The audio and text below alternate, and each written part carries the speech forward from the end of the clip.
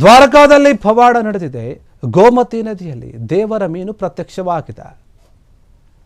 ಕೃಷ್ಣನ ಊರು ದ್ವಾರಕದಲ್ಲಿ ಪವಾಡ ನಡೆದಿರುವಂಥದ್ದು ಗೋಮತಿ ನದಿಯಲ್ಲಿ ಪ್ರತ್ಯಕ್ಷವಾಗಿದೆ. ಈಗ ಕೃಷ್ಣನ ನವಿಲುಗರಿ ಮೀನು.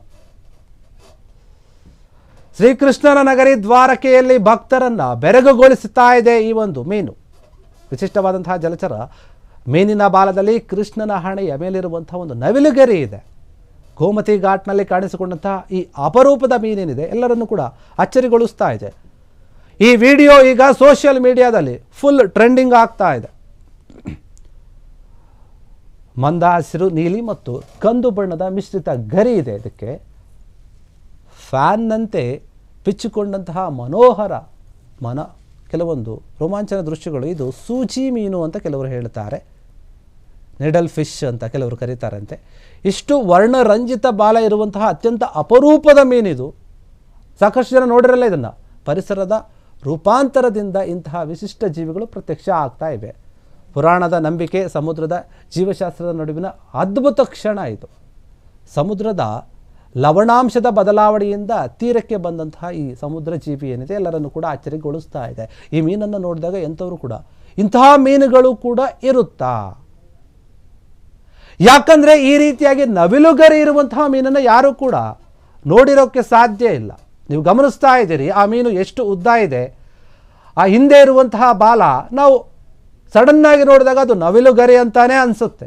ಅದು ಕೃಷ್ಣನ ಊರಲ್ಲಿ ಕಂಡಿರೋದ್ರಿಂದ ದೇವರ ಮೀನು ಅಂತ ಕೆಲವರು ನಂಬ್ತಾರೆ, ಪೂಜಿಸ್ತಾರೆ, ಕೈ ಮುಗಿದು ಬೇಡಿಕೊಳ್ತಾರೆ ಕೂಡ. ಯಾಕಂದರೆ ವಿಷ್ಣುವಿನ ಅವತಾರಗಳಲ್ಲಿ ಒಂದಾಗಿರುವಂತಹ ಮೀನಿನ ಅವತಾರ ಕೂಡ ಏನಿದೆ ಅದನ್ನು ಕೂಡ ದೇವರು ಅಂತ ಪೂಜಿಸ್ತೀವಿ ನಾವು.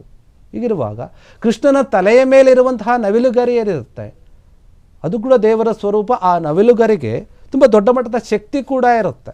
ಕೃಷ್ಣನ ಬಗ್ಗೆ ತಿಳಿದುಕೊಂಡಿರೋರಿಗೆ ಈ ವಿಚಾರ ಅರ್ಥ ಆಗುತ್ತೆ. ಯಾಕಂದರೆ ಶ್ರೀಕೃಷ್ಣ ಯಾವಾಗಲೂ ಕೂಡ ಮಂದಹಾಸದಿಂದ ಕಾಣಿಸ್ಕೊಳ್ತಾನೆ, ತಲೆಯ ಮೇಲೆ ನವಿಲುಗರಿಯನ್ನು ಇಟ್ಕೊಂಡಿರ್ತಾನೆ. ಅದಕ್ಕೆ ಸಾಕಷ್ಟು ಕಾರಣ ಇದೆ.